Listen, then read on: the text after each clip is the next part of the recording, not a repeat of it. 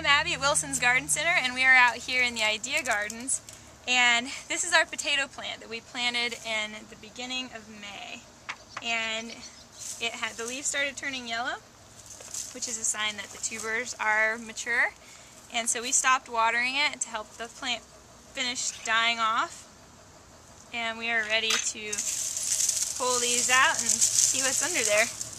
We put 3 potatoes in this pot, and we'll see how the multiplication worked for them.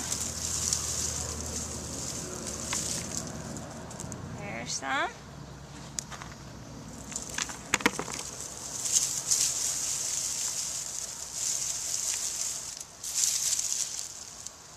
Here's a good one. There we go. Very beautiful potato. And a little one. If you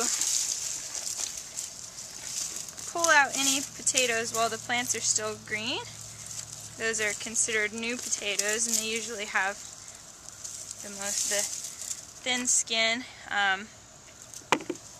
And you can just kind of put the dirt back over the plant. Ooh, wow, we have some nice ones down in there. Okay, there's a good one. They apparently liked growing in here. It's best to harvest potatoes if you're harvesting a bunch of them on an overcast day, because you don't want them in the sunlight for very long, or it'll trigger the production of solanine, which is what turns them green so that they'll start the sprouting process. This is one of the best parts of gardening, playing in the dirt. Oh look, there's one of the original ones that we planted. I think that we got them all. So, that is our harvest.